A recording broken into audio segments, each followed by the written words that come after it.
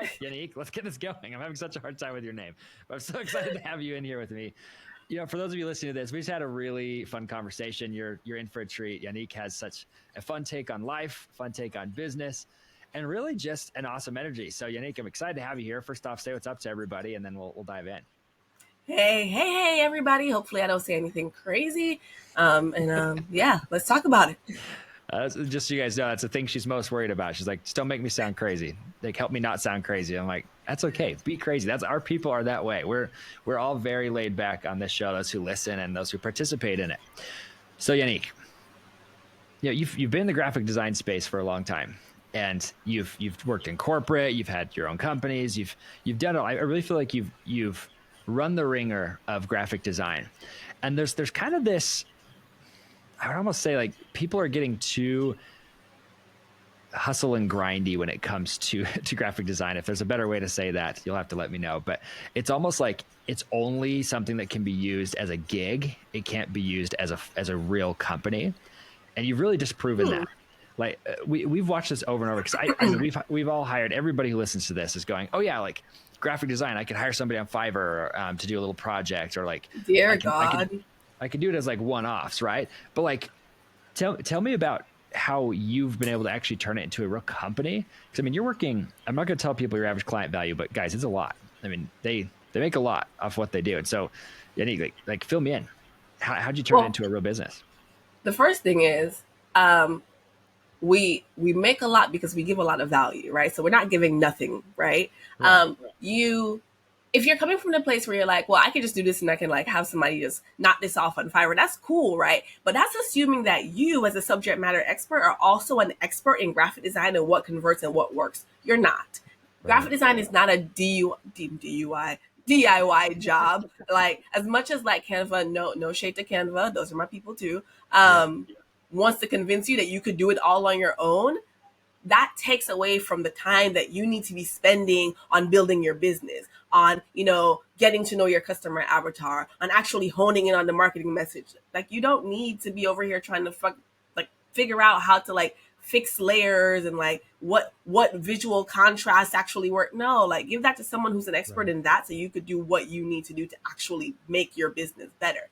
And I think if you're not thinking from that, I want to be an expert on this and hire an expert who does this so that we could all thrive and grow and build together, then you are going to think that, oh, graphic designer is a gig thing. Like, oh, build me this business card and I can go off and do everything else. Well, does your landing page actually make sense when we're talking about what the product that you're actually offering? Are your YouTube videos actually supporting that same message? Does your social media tie back in? And when people are looking at all these different channels, do they feel familiar? Do they feel comfortable? If you are hosting a mastermind event, like when they get to the mastermind event and then they look you up online afterwards, do they still feel like they are receiving the same message, having the same conversation, a part of the same community? And a lot of people think, oh, well, I have brand colors. What does that even mean? Like, how, like, I mean, sure, McDonald's has brand colors too, but like, it's not just about the colors, but those golden arches. Yeah. It's a whole different vibe. That wasn't what is with me in DUI today? That was not a DIY job. That's okay. That's awesome.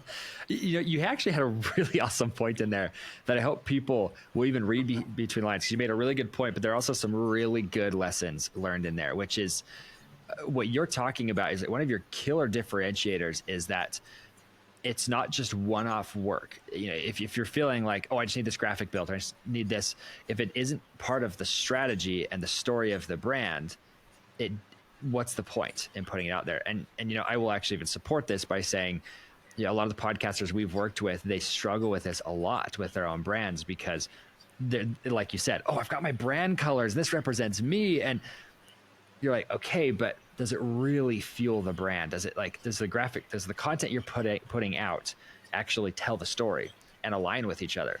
Mm-hmm. I know we were talking about Repurpose House, our sponsor, before this, Yanique, but that's one of the reasons I like working with companies like you and them, because you're structuring the content in a way that it has actual strategy and intent, instead of just, hey, we're just going to haphazardly create material. You know what I'm saying?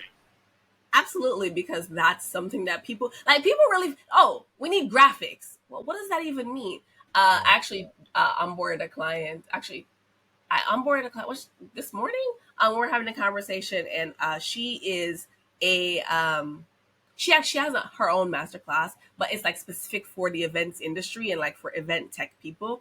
And she was like, I don't know what to do, and I'm like, don't worry about it. So we sat down and had a conversation, right? Like based on like how I've been working with other people within a similar space and like what kind of assets they need to build and put together. And we sat down and like from beginning to end, this is your objective, this is who your audience is, this is actually what you want them to take away, and this is the end result of what it's going to be, and walk through all the assets that you would actually need to actually make that happen, and then what we want them to feel and do throughout that, so that when we're building the assets, number one, they all connect together, they all make sense, they all flow into a certain place. Even like how we're going to be using like colors, it's not just like her brand color is purple.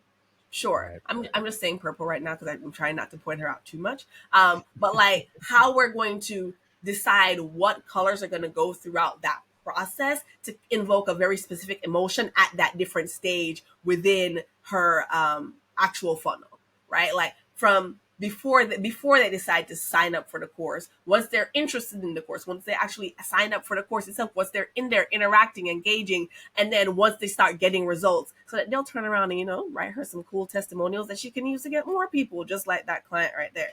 And sometimes when you're thinking about, okay, well, let me go to like Fiverr, Upwork, whatever, you're missing the strategy part, you're missing the partner. We Right. are our clients' partners, and we think about them from the beginning to the end. We're not just here to just grind out a bunch of things and disappear. There are other organizations that are even like some semblance of similar, where you can go online and you can like subscribe to them for a month or whatever, and they'll churn out the design. The problem with that is you can't pick up the phone and call them. You can pick up the Right. phone and call us. You can have a conversation with us. You can schedule time to talk to your project manager. You can watch all your projects like on the project dashboard from start to beginning, like, oh, this is where this is going. This is what project this is connected to. Okay, this is great.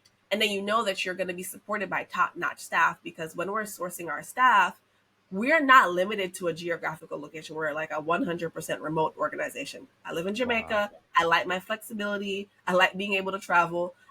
Even though we do work on Eastern Standard Time Zone, we don't lock ourselves into just the talent pool that's there.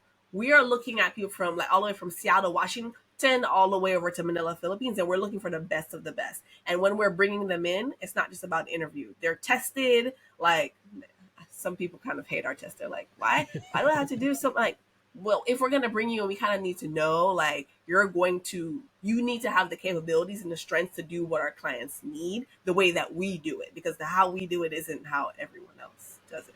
Yeah. See, and that's amazing. Well, what's so interesting to me about this is that first off, it's the uniqueness of support, which is also one of the big differentiating factors. And again, I'm just kind of like picking apart how you're turning it from gig to real company that can scale and grow.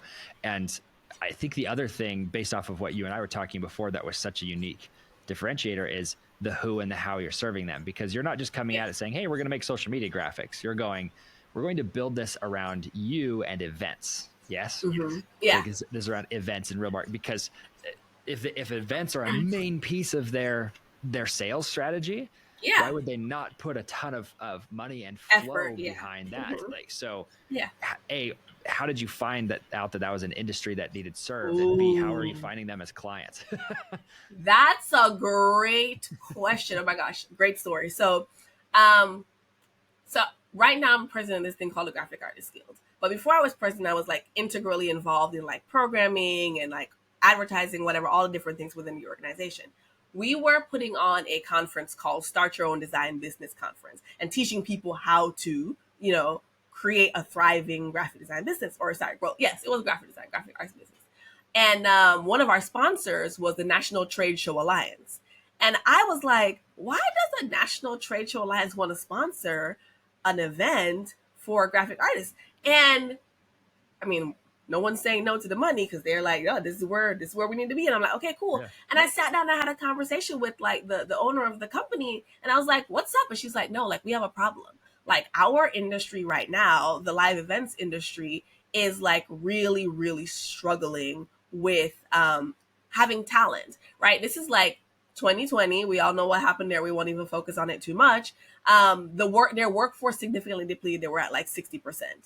And as I was talking to her, I was like, oh, I've done this. Like I was like, head of the the trade show department at a corporation. I was, planning trade shows and building all the graphics, traveling with the sales guys around the country to make sure like the marketing assets made sense. I was like, if we were to adjust our company niche and really like hone in and focus on that, we would be killing it. So we kind of like tried it. Like we put our foot in there a little bit and we were like, oh, this is going well. And then I got to the point where I was like, no, this is going really well. So we're only working with these guys now because like they know what they want. They know how to articulate that and they're like, let's execute. So that's kind of how I found out about it. I was like, there's a group of people with a need and I know how to solve it. That's easy. Execute. Let's go. It started off with just like throwing stuff on the wall, right? Because who knows? Everybody and has then to like do it. Yeah. Right. And then over time we refined it to create this really awesome streamlined process, easy onboarding, really fast output to the point where now like, someone starts working with us, they can get their first design in 12 hours. Like easy peasy, boom, boom, boom. And I think that for me was like a really big job. I don't even know the lady's name. She's like Laura Palker. I don't even know if she knows how much I talk about her in my interviews because that's like really like a big catalyst, like a big turning point for the direction in which my organization went. And in terms of like, as I've been like reaching out to try to like find people, initially what we started doing was like LinkedIn. I am, if you go and you follow me on LinkedIn, you'll find that like I'm on there every day. I'm responding to people, I'm answering messages, I'm posting, I'm commenting. And that was really like a really great way to attract people. They're coming in, they're engaging, they're doing all these things. So there's that.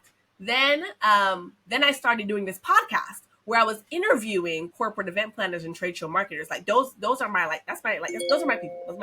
I want to say TA, trying not to be too jargony, but that's my target audience, right? Yeah. And I would interview them, and it was really about creating this platform where I could stay connected with people because this is when I had just moved back to Jamaica. I moved back to Jamaica about 9 months ago.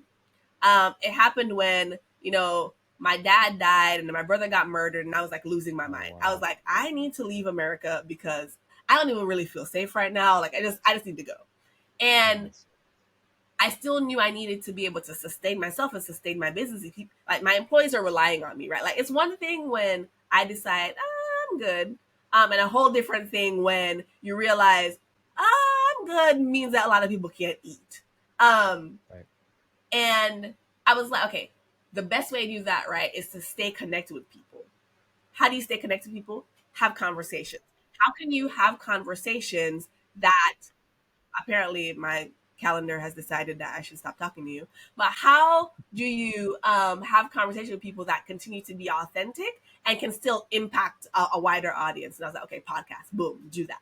Right, and between those two things, like it really increased my ability to get in front of the people who really need me to solve their problems. Then I've also more recently been running Facebook ads, which have been really great. And keep in mind, I only started getting to that place like where I'm starting to like pay for ads and like pay to be in part of like specialty website banner ads and be in magazines and things like that. Right. Now that like I'm like, I know my TA, I know they're buying, I know what my message is. I can start spending some real money on this thing. So it started off, I think I was like spending like maybe like $100 a day on Facebook ads, and then it became like $1,000 a week, and then just kind of like honing and adjusting. We actually don't have to spend as much now that we kind of like understand what we're doing. But if we really wanted to like scale it up, like let's say if, this month for whatever reason we want like 100 new clients and we had the capacity, just increase this Facebook buy, and it's a whole different vibe. Right. So yeah, that's how I find them. That's amazing. What's so funny is that Yanique, you'd be surprised by how many people that I talk to who I'm one of those. We just kind of stumbled on an industry and we're like, holy crap, I can serve this industry. Nobody's serving this group in this way. So that's why I'm like, over here like clapping inside my slow clapping. I'm like, great work. That's so awesome. It's funny though. Like when I talk to people, they're like when I'm talking to them like about, they're like, we have designers, but we've never really met a designer that specializes in events. And I'm like, I'm here for you. That's what I'm here for, right? Which is why you're gonna blow everybody else out of the water. They're not gonna exist soon, and I'm hoping for that. Like, actually, they might even subcontract to me, exactly, and I'm okay with that. Or they'll just get gobbled up by you. Just go buy them up, right? There's also that. I'm a huge fan of that. But anyways, yes, that's so cool. Yeah, it's just so funny to me to hear how everybody's story always seems to be the same way. And I want to highlight something in your story is, you said you were just throwing mud on the wall and saw what sticks. But what I also heard from that was that you were being so curious, and you were brave enough to go ask why, right? And that's what's so because our biggest problem as entrepreneurs is we tend to just assume we know everything and assume we know our clients and assume that we know what they want and when they want it and how they want it. When truthfully, most of us just haven't been brave enough to sit down and be humble enough to say, what do you need? What do you actually need? And like, you were in the right spot. In fact, there's this lady I had on my show. She's one of the first guests I had on this show. And I was talking about luck a lot back then, because obviously the Lucky Titan name, right? And I was talking a lot about it. And she's like, I don't believe in luck, but she's like, I do believe that there are doors that you can open up. But she's like, what I do is I go into a hallway full of doors and I start kicking them down. I thought that was like the I love most that amazing for her. thing. Amazing. And I'm like, I just can envision you being that person, like, wham, kicking them down, and then you find it and you run with it. Awesome stuff. I think a lot of that is more like, there are a lot of great ideas, but it's all about execution. I've been a part of like way too many master classes for like the same reason, right? Like, trying to really lean on different people to teach me things that they already know, so that I don't have to be over here struggling by myself to figure it out. And when people are coming into the classes, there's always some part of the course where they're like, find your niche and lean into that. And they're like, well, how do I find my niche? I don't know what. And then it's just like, bro, just pick one. Just pick one. Yeah. Pick somebody who has a problem and solve that. Just do that. It's not find out really fast if it's the right niche for you, because it starts to work. yeah, right. Well, there's also this guy who was like, I think he said like, don't niche me to death or something like that, where people were like, they would try something for a week and it wouldn't work, and they would just be like, oh, new niche. And it's like, no, you need to kind of invest some like real time discovering what they really want, how you can solve it, this, that, and the third. And then there's also the people who are like, oh, well, I don't like to do that. And that's another story altogether, because so you don't actually like making money. That's what you're also saying.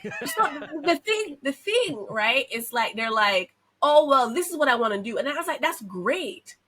Or you could do something that you don't necessarily like to do right now, and then take that money, hire a nice enough team to do fulfillment, right? Once you've hired them to do fulfillment, it's to the point where you're only focusing on like big picture ideation, execution things, and then you take the money that you make and go do what you actually like to do later. Yeah.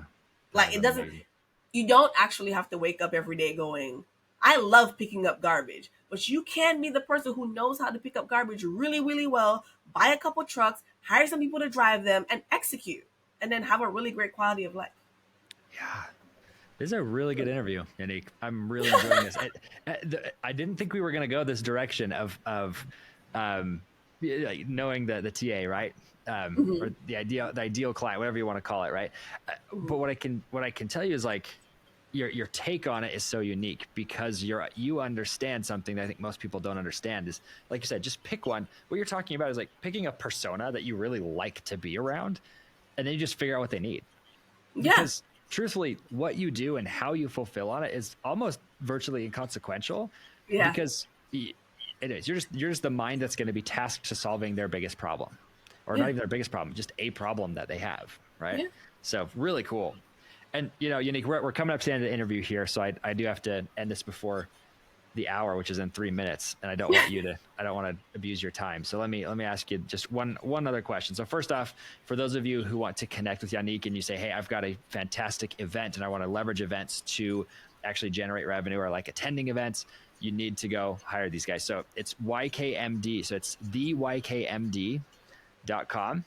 And you can actually book a call with her. I'll post a link here in the description for you guys, so you can just click right through and jump to the front of the line with her. But go check their strategy out. If you want to leverage and make real revenue with events, you need to hire these guys. So go hire them. So Yanique, before we move out of this and before we end the interview, I just want to ask you, when it comes to graphic design and designing your brand in the way that you guys do, what would you recommend as a quick little 5-minute, 10-minute activity that our audience could go do today to get a quick win in this segment?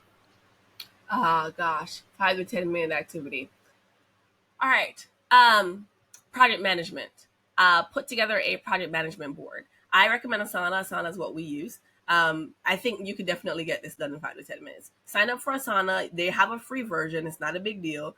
And then within your project management board on Asana, you want to set up a couple of columns. The first column is going to be your to-do column, right? That's where you're going to put all the assets that you need to get done, so you have them in one central location. Then your next column is going to be work in progress. And that's going to be anything that you're actively working on now, anybody that your team is actively working on. Then the next column is going to be for review. This is where you're like, okay, this has already been worked on. It's going to sit here, and I'm going to come back and review these to make sure it's actually what we want to execute. Then the next column is going to be published. So that's the column where you're going to be like, okay, this is where we're going to send anything out. This has actually been scheduled. This has been posted on social, whatever. This website's been launched, blah, blah, blah. And next column is going to be complete. And that's where all the projects that you've done are going to live. And that's going to give you a really awesome, streamlined way to kind of understand everything that you need to actually execute and bring your vision to life. And then everything that you've actually gotten done so far. I don't know if anybody's familiar with David Goggins, but like, it's almost going to be like your virtual cookie jar. So you can go back and be like, I have not just been spinning my wheels. This is all the things I've done in order to work towards this actual end goal. And then if you see that you've done a whole bunch of stuff and you're still in the same place and you're not hitting your goals, it means that you're doing the wrong stuff. But you have it all on this board to know what to do, when to do, what to do, and what you need to now change and do. I'm going to end it. That was awesome.